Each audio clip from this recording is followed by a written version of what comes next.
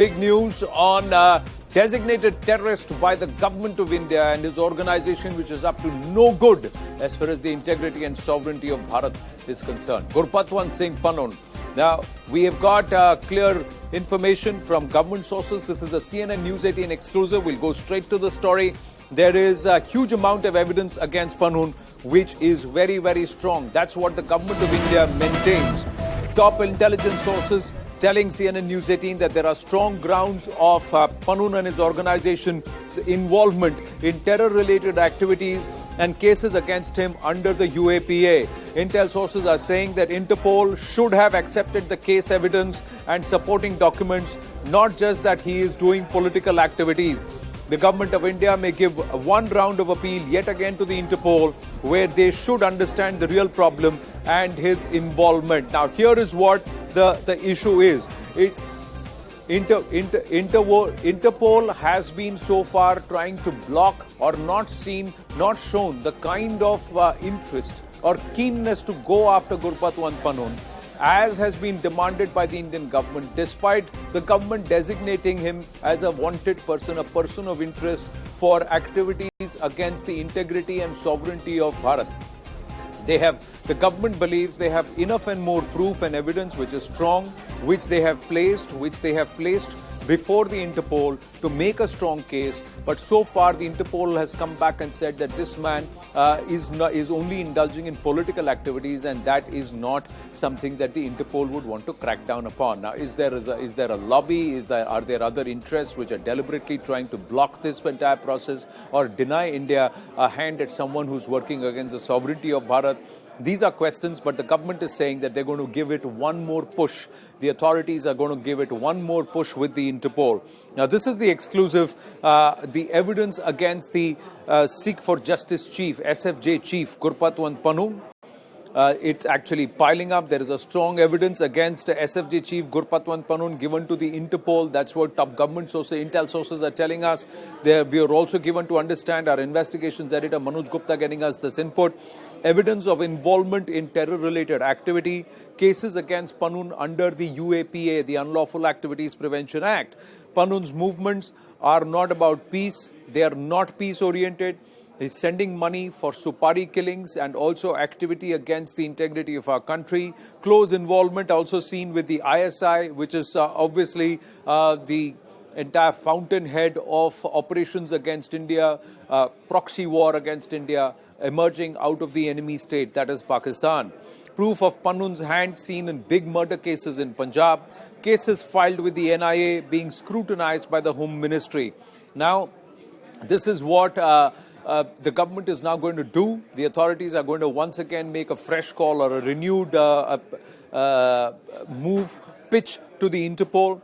Accept the case evidence and supporting documents. You need to look beyond Pannun's political activity. You need to see, is the political activity purely a facade? What else is he up to? The kind of messaging that's coming across.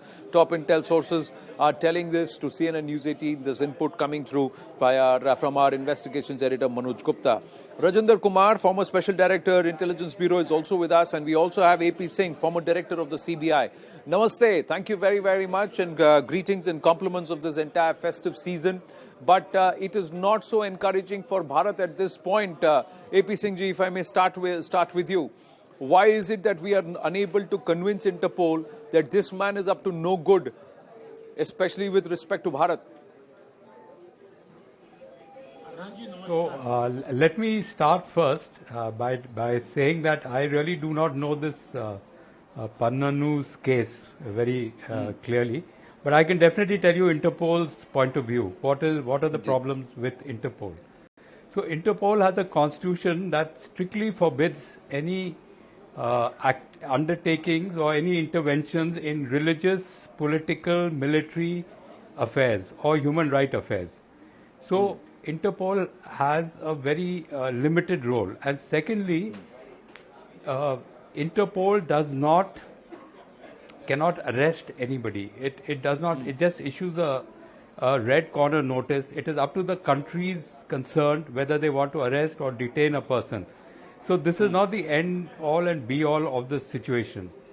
Thirdly, when I was the director, if he requested for a they call it red notice, we call it red corner notice.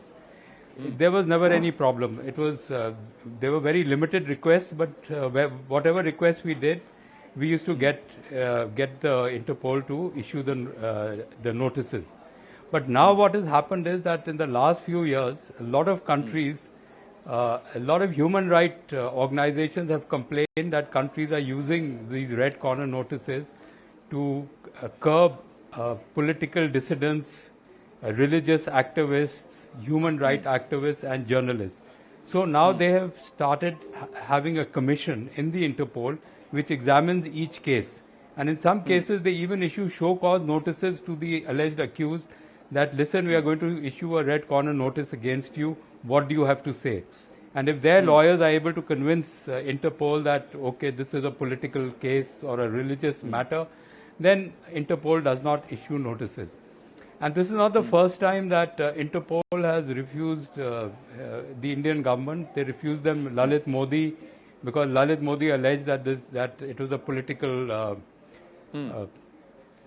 there was something political motivated in the request for the red corner notice. And similarly for Zakir Naik also, he was an Islamic preacher. They wanted a red corner notice issued against him. Interpol refused. So they have been refusing, but that does not bind the Indian government from taking action.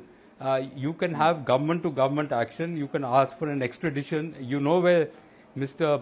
Pannu or Pannanu is. You know that he's in the US, he is in Canada. Okay, if Canada doesn't cooperate, you can always ask for extradition proceedings with the US. Interpol is only to restrict travel movement. Yes, they can, if the country wants, it can detain, but it's not binding. So basically it's a restriction on your travel movements. If there's an Interpol RCN against you, you will out of fear not travel to any other country except where you're based, because you don't know when which country may detain you or arrest you. So it is just a preventive thing. Interpol is only preventive.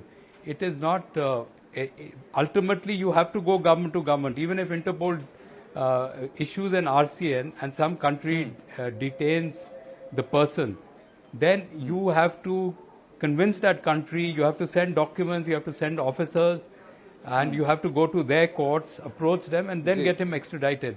So this has, you are reporting it as a big setback, but ultimately it has to be government to government. No, I get it. We're not putting it as a setback, but of course the roadblocks. And you've put matters in perspective, AP Singh ji. The fact is that you're saying that the Interpol intervenes only in certain aspects, and there are reasons why they believe that Pannun's activities don't fall under criminal aspects. They come under religious, political, etc. Probably Pannu's lawyers must have convinced Interpol that this is a political matter. So they've been able to convince Interpol. So we have to again convince them otherwise. As you were saying, that the government is again going to approach Interpol and try to convince them. So you must have the material to back up your case. That is the thing. Correct. Now that's where we are getting information that the government has enough and more evidence that he is involved even in Supari killing. So there is this entire aspect of him being a lawyer and a political activist and trying to push for a referendum legally is just a facade. Rajinder ji, do we have enough to be able to prove his involvement in activities which are against the very sovereignty of of India? This entire Khalistan aspect that he's trying to push, and also in criminal aspect, because we are given to understand he's funded certain Supari killings also.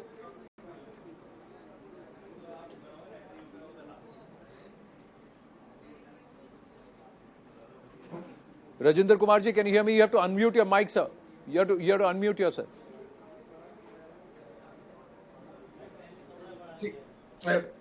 Yes, go ahead, please. I would say that evidence is enough, because he is on camera, he is saying that the Prime Minister Modi should be eliminated and certain actions against India, violent action against India should be taken. He has given support to some of the violent actions against India. So there is sufficient evidence for Interpol to issue the warrant. Let me tell you, the earlier panelist, who is quite senior and much more senior and he has been director and member of the board of directors of Interpol. He knows much better, but there is also a fact that Interpol bureaucracy is against India for quite some time, for last 10-15 years. It has always been on the, some of the people in the bureaucracy has been on the payrolls of ISI. And they have been accepting gifts from them, and they have been stonewalling every Indian request for red corner notices. Otherwise, in normal course, if a state, if the Interpol Bureau of the National Organization requests for issuance of red corner notice, and if the procedural aspects are complete, the red corner notice is issued. But of late, what we have been watching is for the last 7, 8 years, 10 years, that the Interpol has been using its judgment whether the notice issuance of notice is justified or not. I don't think Interpol is a judicial authority or it has any powers to look into the notices. So, I feeling that it is deliberate other reason, political reasons that Interpol is doing it, not for this thing. Otherwise, the evidence against Pannu is totally sufficient for evidence is against him. And I would also say that Indian government should also take a matter with the diplomatic level with US government. And before that, we can also, what we have to do is that we can also start extradition proceedings against him after visiting the crime, which I believe it has been registered. So extradition proceedings should be started. But the thing is that if a red corner notice is generally issued so that the person does not move and do anti-national activities in multiple countries. So anti-Indian activities in multiple countries. So that's why the red corner notice is required. Otherwise, government of India is based in US. The government of India can take up the matter with US and that action can be taken against him. True. AP Singh ji, I have limited time. I just want to bring your focus to what his activities have been as far as India is concerned.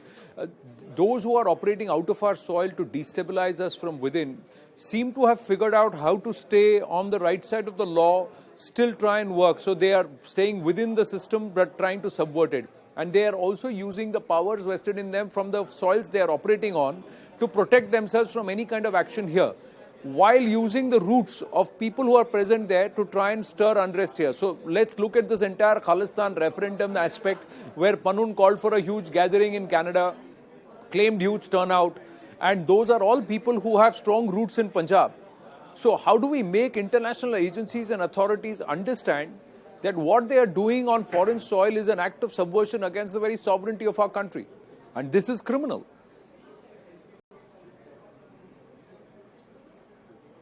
No, I quite get your point. I'm not really in the picture. I was only trying to explain to you what probably is happening in Interpol, because since I have some knowledge about how Interpol works. So I was just explaining that, and I was also trying to tell you that the non-issue of an RCN notice is not the end-all and be-all of things. Ultimately, the Indian government, we know where Pannu is. I just read that he is a lawyer, active lawyer in New York. He is US based. We can, if he, all the evidence that you are telling me just now on your channel, I'm sure the Indian government is going to take it up with the US and get him extradited. I don't think there's a problem, especially if he has made, he has asked for the assassination of the PM. It's on television. I don't think why. Okay, yes, it's good that we should go to Interpol, but more important is to get him extradited from the US. And I don't think that US would tolerate any kind of this kind of nonsense.